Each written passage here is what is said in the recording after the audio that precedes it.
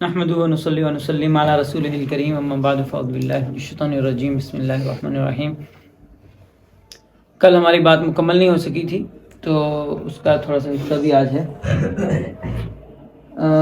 آج کا ہمارا عنوان ہے نمبر 32 ہے، حضرت داؤد کے پورے ملک پر حکمرانی۔ تو انہوں نے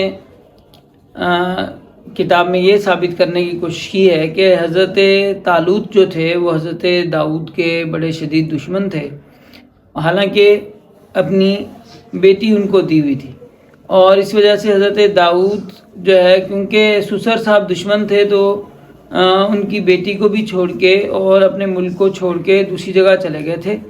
اور جب حضرت طالوت کا انتقال ہوا اس کے بعد آ کے انہوں نے صرف یہودہ میں حکومت کی، اور اس میں بھی پہلے 7 سال تک صرف یہودہ میں حکمران رہے، اس کے بعد پھر جا کے جو پورا علاقہ ہے، پورا اسرائیل ہے، اس کے اوپر حکومت پھر ہوئی۔ اصل میں یہ ساری کہانی بنانے کی ان کی بعض وجوہات ہیں۔ پہلی وجہ تو یہ ثابت کرنا ہے کہ حضرت طالوت اور حضرت داؤد میں لڑائی تھی۔ دوسرے نمبر پہ انہوں نے یہ ثابت کرنا ہے کہ جو ہے حضرت داؤد علیہ السلام نے جو ہے اپنی زندگی میں حضرت داؤد کو انہوں نے حکومت نہیں دی تھی، علاقہ نہیں دیا تھا۔ کیوں نہیں دیا تھا؟ اس لیے کہ اسرائیل چھوٹی سی جگہ ہے، اب اس میں ایک شہر کے اندر، ایک جنگل میں 2 شیر نہیں ہو سکتے، تو ایک ملک کے اندر 2 بادشاہ نہیں ہو سکتے، تو لہٰذا اتنی سی جگہ میں 2 بادشاہ نہیں ہو سکتے۔ اس وجہ سے جو ہے یہ ساری وجوہات ہیں جن کی وجہ سے انہوں نے حضرت داؤد کو ادھر بھیجا اور اس جو ہے ان کی حکومت سے کہا کہ ان کو حکومت نہیں ملی۔ حالانکہ خود ان کی کتاب کے اندر اس طرح کی صورتحال موجود ہے کہ والد جو ہے وہ اپنی بیٹی کو اور اپنے داماد کو اپنی ملکیت کا حصہ دیتا ہے، اپنی حکومت کا حصہ دیتا ہے۔ کالب بن یفنہ کنزی، جن کا ذکر ہم پہلے کر چکے ہیں، انہوں نے کہا تھا کہ جو کوئی ایک خاص بندے کے بارے میں کہا، کہ خاص جگہ کے بارے میں کہا، جو اس پہ قبضہ کرے گا نا تو میں اسے اپنی بیٹی کی شادی کروں گا، اقصیٰ کی شادی اس سے کروں گا اپنی بیٹی کی۔ تو انہوں نے اس سے شادی کی، اور پھر اس کے بعد وہ داماد نے دوبارہ بھیج دیا، بیٹی کو دوبارہ بھیجا کہ اب اپنے ابا سے کہو جو زمین ہمیں دی ہے وہ زمین جو ہے آپ نے بنجر دے دی ہے، ہمیں وہ فلانے چشمے والی جو زمین ہے اس کے ساتھ وہ والی دیں۔ تو انہوں نے آ کے دوبارہ مطالبہ کیا، بیٹی دوبارہ آئی، آ کے مطالبہ کیا کہ مجھے یہ زمین دی جائے۔ تو اس کے بعد جب انہوں نے مطالبہ کیا تو کالب نے اپنی وہ والی زمین بھی دے دی جو بیٹی نے مانگی تھی۔ تو اس سے یہ پتہ چلا کہ باپ اپنی بیٹی کو جو ہے اپنی جاگیر کا حصہ، اپنی جو بادشاہت کا حصہ ہے وہ دیتا تھا، ان کے اس میں بھی جاری ساری چیز تھی۔ تو اس سے یہ بات ظاہر ہوتی ہے کہ طالوت نے جو حضرت داؤد کو حکومت جو ہے وہ حضرت طالوت کے دور میں مل گئی ہوگی، لیکن کیونکہ انہوں نے آپس میں لڑائی ثابت کرنی ہے اور یہ ثابت کرنا ہے کہ آپس میں جو ہے ناراضگیاں تھیں، تو اس وجہ سے انہوں نے یہ ساری کہانی بنائی ہے۔ ورنہ ہوا یہ ہوگا کہ حضرت اور دوسرے نمبر پہ یہ ثابت یہ بتانا نہیں چاہتے کہ یہ بڑا علاقہ ہے، اور یہودہ کا جو علاقہ ہے وہ سعودی عرب کا علاقہ ہے، وہ ایک الگ علاقہ ہے، اور دوسرا علاقہ جو ہے یہ موجودہ اسرائیل کا علاقہ، یہ بات بتانا نہیں چاہتے ہیں، تو اس وجہ سے انہوں نے اس بات کو چھپایا ہے۔ تو بڑا علاقہ تسلیم کرنے سے انکاری ہیں۔ تو اصل کیا ہوا کہ حضرت طالوت نے جب اپنی بیٹی کی شادی داؤد سے کی، اور داؤد اسرائیل کا پسندیدہ بھی تھا اسرائیلیوں کا، تو انہوں نے اسے جو ہے وہ باقاعدہ جو یہودہ کی جو جاگیر تھی، یہودہ کی جو حکومت تھی، وہ ان کے حوالے کر دی۔ تو یہ بہرحال پہلا حصہ ہے۔ اب اس کے بعد جب طالوت کا انتقال ہو گیا تو اس کے بعد جو ہے حضرت داؤد نے باقاعدہ ان کا مرثیہ کہا۔ حضرت داؤد نے طالوت اور اس کے بھائی کے بارے میں ان کا باقاعدہ مرثیہ کہا، جو ہے ان کی کتاب میں مذکور ہے کہ اسرائیل تمہاری شان و شوکت پہاڑیوں پر تباہ ہو گئی، آپ بہادر کیسے گرے، جات میں یہ خبر نہ کہو، اسکلون کی گلیوں میں اعلان مت کرو، فلسطینی شہروں کو اس کی خبر سے خوش ہونے مت دو، ان اجنبیوں کو جشن منانے مت دو، مجھے امید ہے برسات یا شبنم جلبوہ کی پہاڑی پر نہیں گرے گی، اور مجھے یہ بھی امید ہے کہ ان کھیتوں کے آنے والوں کی طرف سے کوئی نذرانہ وہاں نہ ہوگا، کیونکہ بہادروں کی ڈھالیں زنگ آلود ہونے کے لیے وہاں چھوڑ دی گئی ہیں۔ ساؤل کی ڈھال بھی پھر کبھی تیل سے نہیں چمکے گی، یونتن کا کمال واپس نہیں مڑا، ساؤل کی تلوار خالی نہیں لوٹی، ان لوگوں نے دشمنوں کو مارا، ان کا خون بہایا اور طاقتور آدمی کی چربی کاٹی۔ ساؤل کا کمال، ساؤل اور یونتن جیتے جی آپس میں بہت عزیز اور رضامند تھے اور موت میں کے بعد بھی ساتھ رہے۔ وہ عقاب سے بھی تیز تھے اور شیر ببر سے زیادہ طاقتور تھے۔ اسرائیل کے بیٹوں، ساؤل کے لیے رو۔ ساؤل نے خوبصورت لال لباس دیے اور انہیں سونے اور جواہرات سے ڈھانکا۔ ہائے کتنے طاقتور لوگ جنگ کے میدانوں میں کیسے گرے۔ یونتن تمہاری پہاڑیوں پر مرا۔ ہائے یونتن میرے بھائی، میں تمہاری موت سے بہت غمزدہ ہوں۔ میں تمہارے ساتھ اتنا زیادہ سکھ پایا، تمہاری محبت میرے لیے کسی عورت کی محبت سے زیادہ حیرت انگیز تھی۔ ہائے کتنے طاقتور آدمی جنگ کے میدان میں مرے، جنگ کے ہتھیار فنا ہو گئے۔ تو ان الفاظ سے یہ پتہ چلتا ہے کہ حضرت داؤد اور حضرت طالوت میں کسی طرح کی کوئی کشیدگی نہیں تھی، بلکہ حضرت داؤد حضرت طالوت سے محبت کرتے تھے اور ان کی وفات پہ باقاعدہ انہوں نے اس کا جو ہے افسوس کا اظہار کیا۔ تو دوسرے نمبر پہ اب یہ ان کا کہنا یہ ہے کہ حضرت داؤد کی وفات، حضرت داؤد کی جو حکومت یہودا میں بھی جو بنی وہ بھی طالوت کے انتقال کے بعد بنی۔ جب طالوت کا انتقال ہو گیا تو حضرت داؤد نے اللہ سے پوچھا کہ کیا میں ابھی کسی جگہ پہ جا کے قبضہ کروں، تو اللہ تعالیٰ کی طرف سے حکم ہوا کہ جو ہے تمہیں ہبرون میں جا کے رہنا چاہیے۔ تو وہ اپنی بیویاں ہبرون میں لے گئے اور وہاں پہ جا کے رہنے لگے۔ وہیں پہ آ کے جو ہے ہبرون کے لوگوں نے داؤد کو مسح کیا کر کے یہودا کا بادشاہ بنایا۔ ان کا ایک خاص طریقہ تھا بادشاہ بنانے کا۔ تو اب ان کا کہنا یہ ہے کہ ساری جو اس کہانی کا خلاصہ ہے وہ یہ ہے کہ ایک طرف تو طالوت کے انتقال کے بعد داؤد کو صرف یہودا کا حکمران قرار دیا، پھر اس کے بعد یہ جو 7 سال یہاں پہ یہودا میں حکمران رہا، اس میں بھی یہ اس طرح کے وہ پیش کرتے ہیں گویا کہ نبی بھی سیاست کر رہے تھے اور جو ہے وہ الیاذ باللہ وہ جو ہے ان کے بارے میں بری بری باتیں انہوں نے کی ہیں کہ یہ شرط لگائی انہوں نے، تو ایسے ان کو کسی بات کی وہ تو ہے نہیں۔ یہاں تک الزام لگایا ہے کہ حضرت داؤد جو ہے وہ انہوں نے پیغام بھیجا کہ میری سالی جو ہے وہ اس کا شوہر مار کے میرے پاس لے کے آؤ، میں نے اپنی سالی سے بھی شادی کرنی۔ تو اس طرح کے الفاظ انہوں نے اس میں وہ اضافہ کیے۔ اللہ تعالیٰ رحم فرمایا، اللہ عافیت فرمایا۔ انبیاء کرام علیہ السلام کو اللہ نے ہر طرح کی برائی سے پاک رکھا ہے۔ تو یہ بہرحال اب یہاں پہ ان کا یہ اس کے بعد ذکر ہے کہ 7 سال ان کا جو طالوت کا چھوٹا بیٹا تھا وہ حکومت کرتا رہا وہاں پہ، پھر اس کا انتقال ہو گیا، اس کو مار دیا وہاں کے لوگوں نے، اور آ کے داؤد کے پاس آئے اور داؤد کو آ کے انہوں نے کہا کہ آپ پورے اسرائیل کے حکمران بن جاؤ۔ تو انہوں نے آ کے جو عرضی پیش کی اس کے الفاظ یہ ہیں کہ جب ساؤل ہمارا بادشاہ تھا تو وہ تم ہی تھے جس نے اسرائیل کی جنگ میں رہنمائی کی۔ خداوند نے خود تم سے کہا تم میرے بنی اسرائیلیوں کے لیے چرواہے ہوگے، تم اسرائیل پر حاکم ہوگے۔ اس لیے اسرائیل کے تمام قائدین ہبرون میں بادشاہ داؤد سے ملنے آئے۔ بادشاہ داؤد نے ایک معاہدہ خداوند کے سامنے ہبرون میں ان قائدین سے کیا۔ تب قائدین نے داؤد کو مسح کیا۔ اسرائیل کے بادشاہ ہونے کے لیے داؤد کی عمر 40 سال تھی۔ جب اس نے حکومت کرنی شروع کی وہ 40 سال تک بادشاہ رہا۔ اس نے ہبرون میں یہودا پر 7 سال 6 ماہ تک حکومت کی اور یروشلم میں تمام اسرائیل اور یہودا پر 33 سال تک حکومت کی۔ تو ان کا کہنا یہ سیون جو جگہ ہے اس میں یہ کہتے ہیں کہ یبوسی لوگ داؤد کو، حالانکہ ہبرون کے سارے لوگ اسرائیل کے آ گئے لیکن جو یبوسی لوگ تھے وہ ان کو آنے نہیں دے رہے تھے، تو داؤد جو ہے وہاں پہ انہوں نے کہا کہ ہم داؤد کو اندر نہیں آنے دیں گے۔ تو داؤد نے کہا کہ ندی نالوں وغیرہ سے ہو کے چلے جاؤ اور بغیر لڑائی کے سیون کو فتح کیا۔ یہ ہو سکتا ہے واقعات آگے پیچھے کیے ہوں، کیونکہ جب اس نے ہبرون فتح کیا ہے اس وقت کی یہ بات ہوگی۔ ہبرون میں جب وہ گیا ہے تو اس میں سیون میں انہوں نے نہیں جانے دیا ہوگا۔ اب جب کہ خود جو یہودا کا علاقہ ہے وہ بھی اس نے فتح کیا ہوا ہے، اسرائیل والے آ کے خود لے کے جا رہے ہیں، تو اس وقت کون ہو سکتا ہے جو انکار کرے کہ بھئی اب داؤد کو میں اپنے شہر میں نہیں آنے دوں گا۔ تو اصل میں یہ ان کا بتانا مقصود ہے کہ کیونکہ وہ اس وقت جو ہے داؤد نے جو یہودا کا جو علاقہ اس میں جب وہ حکومت اس نے پہلی دفعہ سنبھالی تو بغیر کسی لڑائی کے حاصل کی تھی۔ تو بہرحال اس میں یہ کہتے ہیں کہ اس نے سیون میں اپنا گھر تعمیر کیا اور بڑا جو ہے ہبرون سے یروشلم یہاں پہ لفظ استعمال کر رہے ہیں، یروشلم کو چلا گیا اور یروشلم میں اپنا گھر تعمیر کیا۔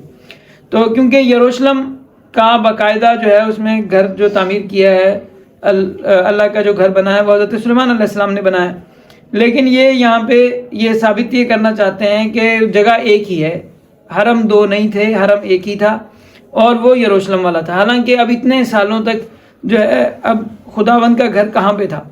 تو جب حضرت سلیمان علیہ السلام سے پہلے اتنے سال تک کس جگہ پہ جا کے اللہ کی عبادت کر رہے تھے؟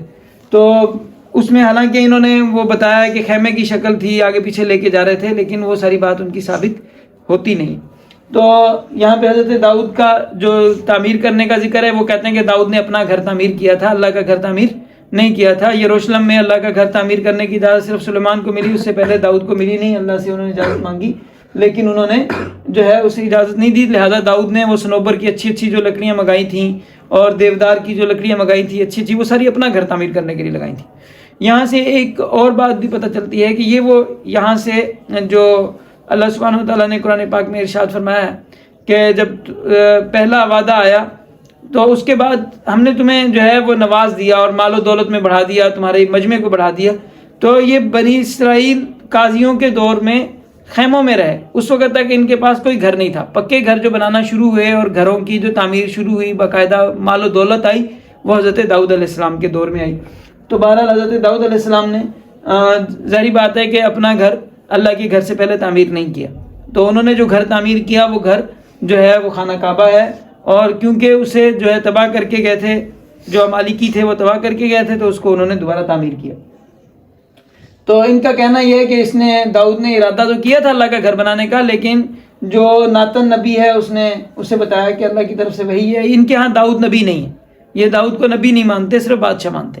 تو کہتے ہیں نبی اس دور میں پھر ناتن نبی تھا، اس نے اسے بتایا کہ بھی اللہ نے تجھے منع کر دیا، تو نے گھر نہیں بنانا ہے، تو نے لوگوں کا قتل کیا، حضرت سلیمان جو ہے وہ تیرا بیٹا جو ہے وہ گھر بنائے گا۔ تو البتہ اب آگے ہم نے وہ حوالے جمع کیے ہیں کہ ان کی کتاب میں حضرت داؤد علیہ السلام اپنی کتاب میں بتا رہے ہیں کہ وہ اپنے اللہ کے گھر کی عبادت کرتے تھے، بچپن سے اللہ کے گھر میں رہتے تھے، کیونکہ بنیادی طور پہ یہ یہودا کے ہیں، بیت الحم کے ہیں، بیت الحم مکہ کا نام ہے۔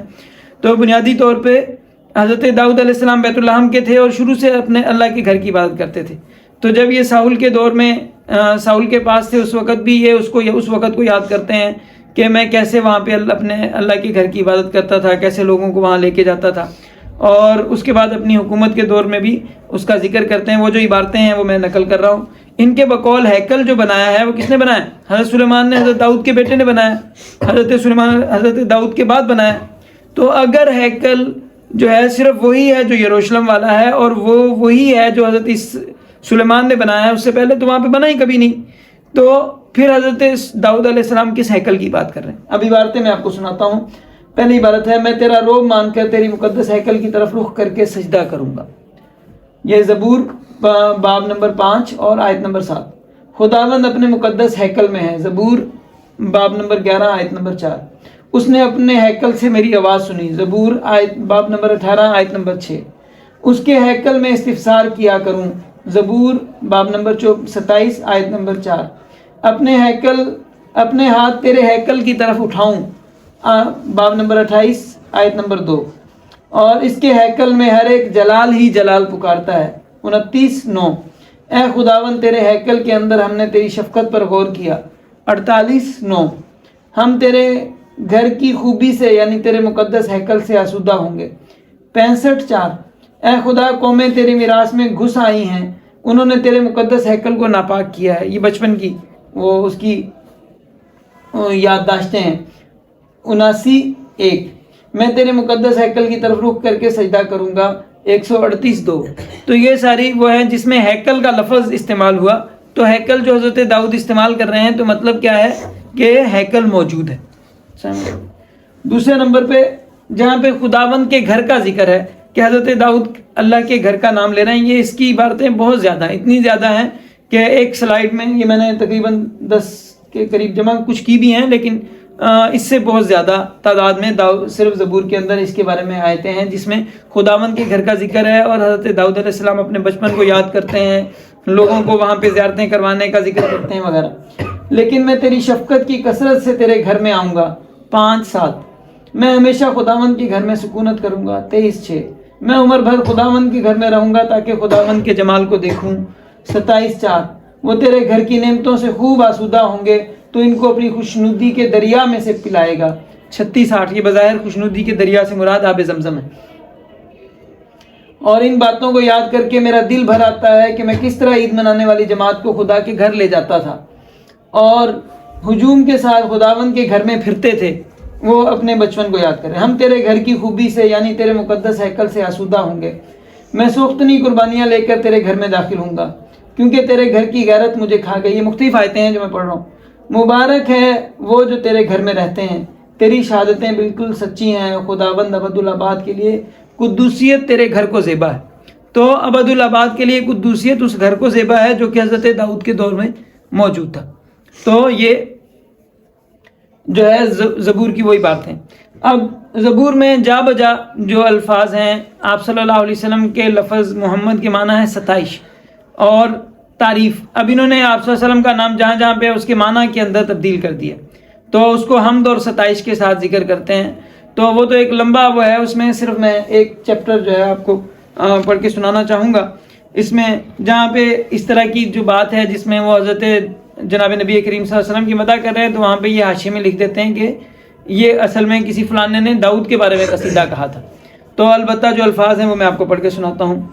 تو بنی آدم میں سب سے حسین ہے, تیرے ہونٹوں میں لطافت بھری ہے, اس لیے خدا نے تجھے ہمیشہ کے لیے مبارک کیا. اے زبردست, تو اپنی تلوار کو جو تیری حشمت و شوکت ہے اپنی کمر سے حمائل کر, اور سچائی اور حلم اور صداقت کی خاطر. یہ حلم اور صداقت کی جو نشانیاں ہیں یہ اہل کتاب آپ صلی اللہ علیہ وسلم کے زمانے میں ڈھونڈ کے اور مسلمان ہوتے تھے. سچائی اور حلم اور صداقت کی خاطر اپنی شان و شوکت میں اکمال مندی سے سوار ہو. تیرا داہنا ہاتھ تجھے محیب کام دکھائے گا, تیرے تیر تیز ہیں, وہ بادشاہ کے دشمن کے دل میں لگے ہیں, امتیں تیرے سامنے زیر ہوتی ہیں. اے خدا تیرا تخت ابدالآباد رہے, تیری سلطنت کا عصا راستی کا عصا ہے. تو نے صداقت سے محبت رکھی اور بدکاری سے نفرت, اس لیے تیرے خدا نے شادمانی کے تیل سے تجھ کو تیرے ہمسروں سے زیادہ مسا کیا, تمام نبیوں میں تجھے افضل قرار دیا. تیرے ہر لباس سے مر عود اور تجھ کی خوشبو آتی ہے, کیونکہ آپ صلی اللہ علیہ وسلم کا پسینہ مبارک ہی جو ہے وہ خوشبو تھا, اور آپ صلی اللہ علیہ وسلم کے جو اس کی وجہ سے ہر لباس سے جو ہے وہ خوشبو آتی تھی. ہاتھی دانت کے محلوں میں سے تار دار سازوں نے تجھے خوش کیا ہے. تیری معزز خواتین میں شہزادیاں ہیں, بلکہ تیرے داہنے ہاتھ اوفیر کے سونے سے آراستہ کھڑی ہے.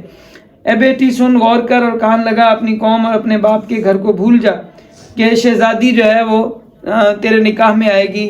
ہو سکتا ہے حضرت صفیہ کے بارے میں جو ہے ذکر ہو, اور بادشاہ تیرے حسن کا مشتاق ہوگا کیونکہ وہ تیرا خداوند ہے. تو اسے سجدہ کر, اور سور کی بیٹی ہدیہ لے کر حاضر ہوگی. قوم کے دولت مند تیری رضا جوئی کریں گے. بادشاہ کی بیٹی محل میں سرتا پا حسن افروز ہے, اس کا لباس زربفت کا ہے. وہ بیل بوٹے دار لباس میں بادشاہ کے حضور پہنچائی جائے گی. اس کی کنواری سہیلیاں جو اس کے پیچھے پیچھے چلتی ہیں تیرے سامنے حاضر کی جائیں گی. وہ ان کو خوشی اور خرمی سے لے آئیں گے. وہ بادشاہ کے محل میں داخل ہوں گی. تیرے بیٹے تیرے باپ دادا کے جانشین ہوں گے, یعنی تیری امت, اور جن کو تو تمام روئے زمین پر سردار مقرر کرے گا.